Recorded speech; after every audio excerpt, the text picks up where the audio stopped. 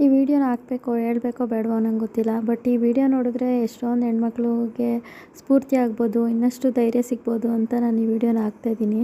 ಇದು ನಮ್ಮ ಅಣ್ಣ, ಈಗ 3 ತಿಂಗಳಾಗಿದೆ. ನಮ್ಮ ಪರಿ ಬರ್ತಡೇ ಇತ್ತಲ್ಲ, ಆವತ್ತಿನ ದಿನವೇ ನಮ್ಮ ಮನೆ ಕ್ಲೋಸ್ ಮಾಡಿದ್ವಿ, ಓಪನ್ ಇತ್ತು. ಬೆಳಗ್ಗೆ ಎಲ್ಲ ಇಲ್ಲಿ ಪೂಜೆ ಮಾಡ್ಕೊಂಡು ಮನೆಯೆಲ್ಲ ಮಾಮೂಲಿ ಧೂಪ ಹಾಕ್ಸಿ ಬರೋಣ ಅಂತ ಅಂದ್ಬಿಟ್ಟು ಹೋಗಿದ್ದೆ. ಹೋಗ್ತಿದ್ದಂಗೆ ಮನೇನ ಈ ಥರ ನೋಡಬೇಕು ಅಂದರೆ ಎಷ್ಟು ಕಷ್ಟ ಆಗುತ್ತೆ ಅಂತ ಕೆಲವೊಬ್ರಿಗೆ ಗೊತ್ತಿರುತ್ತೆ, ಇನ್ನು ಕೆಲವೊಬ್ರಿಗೆ ಗೊತ್ತಿರಲ್ಲ ಈ ಪರಿಸ್ಥಿತಿ.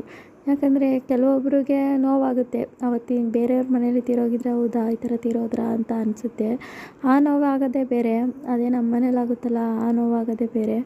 ಈ ಥರ ಯಾವ ಹೆಣ್ಮಕ್ಳಿಗೂ ಆಗಬಾರ್ದು. ಬಟ್ ನನ್ನ ಜೀವನದಲ್ಲಿ ಈ ಥರ ಆಗುತ್ತೆ ಅಂತ ನಾನು ಅಂದ್ಕೊಂಡೇ ಇರಲಿಲ್ಲ. ಬಟ್ ಆಗಿದೆ. ಆದ್ರೂ ಎಷ್ಟು ಧೈರ್ಯವಾಗಿರಬೇಕು ಅಂದರೆ ತುಂಬ ಧೈರ್ಯ ಬೇಕು. ಈ ನೋವನ್ನ ಅರಗಿಸ್ಕೊಳ್ಳೋಕ್ಕೆ ತುಂಬ ಶಕ್ತಿ ಬೇಕು. ಪ್ರೆಗ್ನೆಂಟಲ್ಲಿ ಬಾಣಂತನದಲ್ಲಿ ಈ ಥರ ಆಗಿಬಿಟ್ರೆ ತುಂಬ ಹೆಣ್ಮಕ್ಳು ಡಿಪ್ರೆಷನ್ ಆಗ್ತಾರೆ. ಪ್ರತಿಯೊಂದು ಆಗುತ್ತೆ ಎಲ್ಲರ ಜೀವನದಲ್ಲೂ. ಬಟ್ ಇದಕ್ಕಿಂತ ನೋವಲ್ಲಿರೋರು ಇರ್ಬೋದೇನೋ ನನಗೆ ಗೊತ್ತಿಲ್ಲ. ಬಟ್ ನನಗಿದು ತಡ್ಕೊಳಕ್ಕೆ ಆಗದೆ ಇರೋಷ್ಟು ನೋವು. ನೋಡಿ ನಮ್ಮ ಅಣ್ಣ ಎಷ್ಟು ಚೆನ್ನಾಗಿದ್ದಾನೆ ಅಂತ ಅಂದರೆ, ಅವ್ನು ಹಾಕ್ಕೊಂಡಿರೋದು ಕನ್ನಡಕ. ಇದು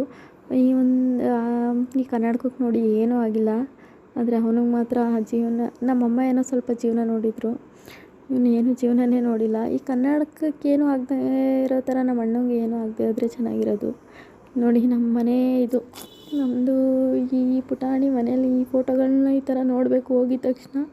ನನಗಂತೂ ಊರಿಗೆ ಹೋಗೋಕ್ಕೆ ಬೇಜಾರಾಗ್ಬಿಟ್ಟಿದೆ, ಆದರೂ ಹೋಗಲೇಬೇಕಲ್ವ. ಯಾವ ಹೆಣ್ಮಕ್ಳಿಗೂ ಅಪ್ಪನ ಮನೆ ತವ್ರ ಮನೆ ಈ ಥರ ಆಗಬಾರ್ದು ಅಷ್ಟೇ. ಇದು ನನ್ನ ಜೀವನ.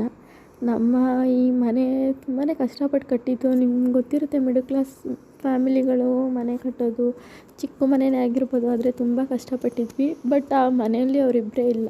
ಅವರಿಬ್ಬರು ನಮ್ಮ ಅಜ್ಜಿ ತುಂಬ ನಾವು ಚಿಕ್ಕವರಿದ್ದಾಗಲೇ ತೀರೋಗಿದ್ರು. ಈ ಕಡೆ ಇರೋ ಫೋಟೋದಲ್ಲಿ ಇವರಿಬ್ಬರು ಇಲ್ಲದೆ ಇರೋದು ಅರ್ಗಿಸ್ಕೊಳಕ್ಕೆ ಆಗದೆ ಇರೋಷ್ಟು ನೋವು. ಬಟ್ ಯಾಕೆ ಹೇಳ್ತಾಯಿದ್ದೀನಿ ಅಂದರೆ, ಎಂಥ ಪರಿಸ್ಥಿತಿಲೂ ನಾವು ಗಟ್ಟಿಯಾಗಿರಬೇಕು, ಸಾಯ ನಿರ್ಧಾರ ಮಾಡಬಾರ್ದು. ಯಾಕಂದರೆ ನಮ್ಮನ್ನ ನಂಬ್ಕೊಂಡು ತುಂಬ ಜೀವಗಳಿರುತ್ತೆ. ಇದು ನನ್ನ ನಿಜವಾದ ಜೀವನ ಅಂದರೆ ಇದು ನಮ್ಮ ಅಮ್ಮನ. ಇನ್ನು ಒಬ್ಬ ಚಿಕ್ಕಣ್ಣ, ನಮ್ಮಪ್ಪ ಇಬ್ಬರು ಇದ್ದಾರೆ. ಅವರಿಬ್ಬರು ಚೆನ್ನಾಗಿದ್ದರೆ ಅಷ್ಟೇ ಸಾಕು. ನನ್ನ ದೇವರಲ್ಲಿ ಬೇಡ್ಕೊಳ್ಳೋದು ಅವರಿಬ್ಬರನ್ನೂ ಚೆನ್ನಾಗಿಟ್ಟಿರಪ್ಪ ಅಂತ ಅಷ್ಟೇ.